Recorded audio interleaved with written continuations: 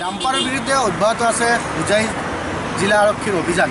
কিয়নো হোজাই জিলা আয়ুক্তগৰাকীয়ে কিছুদিন পূৰ্বে এক নিৰ্দেশনা জাৰি কৰিছিল যে পুৱা 6 বজাৰ পৰা ৰাতি 10 বজালৈকে কোনো ধৰণৰ ডাম্পাৰ নচলিব হোজাই জিলাত।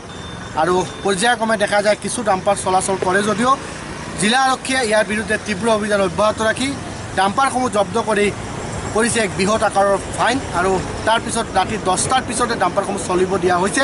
ফাইন কৰি গাড়ীখিনি জব্দ কৰি থকা হৈছে। মই কিছু দৃশ্য দেখাবলৈ যত্ন কৰিম। মই আছোঁ ৰাষ্ট্ৰীয় ঘাইপথত, নেশ্যনেল হাইৱেত, আৰু এনেধৰণে দেখা গৈছে ডাম্পাৰসমূহ জব্দ কৰি থকা হৈছে। আৰু মোৰ লগত ডাম্পাৰ যিগৰাকী মালিক আছে তেওঁ আছে, আৰু তেওঁৰ পৰা মই পোনে পোনে দুটামান কথা জানো। ভাইটি ক'ৰ পৰা আহিছে? এতিয়া আহিছিলোঁ জাতিংগাৰ পৰা। তাতে আমাৰ গাড়ী চলি আছিলে ডাম্পাৰ। আজি আহিছোঁ, গম নাপাওঁ যে নৈতি আছে বুলি। তাৰপিছত ৰখাইছে, ফাইন কৰিছে, তাৰপিছত ৰখাই পেলাই ফাইন কাটিছে। কেইটা গাড়ী আহিছে?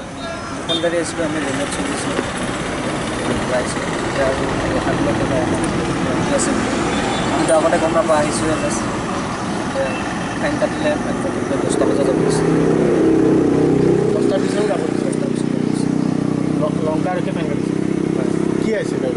খালী গাড়ী গুৱাহাটী গৈছে। গৈছে। হয়, গুৱাহাটী যাবা? গুৱাহাটী। এয়া হোজাইত ৰাখি দিছে। হয়, ৰাখি দিছোঁ। ক'ৰ পৰা আহিছিল? জাতিংগা লামপুৰ যে তোমালোকক দুটাকে ফাইন কাটিলে, দুটাৰ গাড়ীখন জব্দ কৰি দিছে। জব্দ কৰি ৰাখিছে। কি নাম তোমাৰ? সঞ্জীৱ। হয়, নিশ্চয়কৈ এটা কথা ক'বই লাগিব, এনেধৰণে ডাম্পাৰৰ বিৰুদ্ধে অব্যাহত আছে হোজাই জিলা আৰক্ষীৰ তীব্ৰ অভিযান। আৰু ডাম্পাৰসমূহ যি দেখা গৈছে যে ডাম্পাৰসমূহ বিৰুদ্ধে হোজাই জিলা আয়ুক্তগৰাকীয়ে এক নিৰ্দেশনা জাৰি কৰিছিল যে পুৱা 6 বজাৰ পৰা ৰাতি 10 বজালৈকে কোনো ধৰণৰ ডাম্পাৰ চলাচল নহ'ব।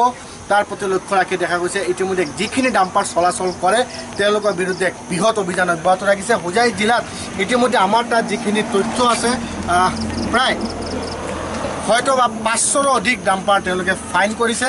আৰু ফাইন কৰি ডাম্পাৰ আৰু যি সৰু সৰু ঠিকাৰ আছে তেওঁলোকৰ বিৰুদ্ধে অভিযান অব্যাহত ৰাখিছে। কিয়নো হোজাই জিলাত বিভিন্ন দিন ধৰি চলি আহিছিল বিভিন্ন জেগাত দুৰ্ঘটনা, আৰু দুৰ্ঘটনাৰ প্ৰতি লক্ষ্য ৰাখি হয়তোবা এই নিৰ্দেশনা জাৰি কৰিছিল হোজাই জিলা আয়ুক্তগৰাকীয়ে। আৰু এই জিলা আয়ুক্তৰ নিৰ্দেশৰ পিছতে ইতিমধ্যে কঠোৰ হৈ পৰিছে হোজাই জিলা আৰক্ষীকে ধৰি সকলো।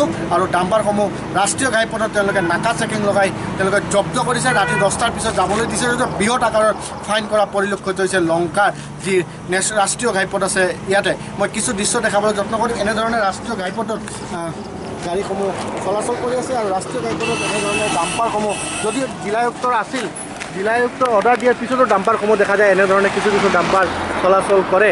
আৰু তাৰ পৰিলক্ষিতে কিছু ডাম্পাৰ লংকা আৰক্ষীয়ে জব্দ কৰি ফাইন কৰা পৰিলক্ষিত হয়।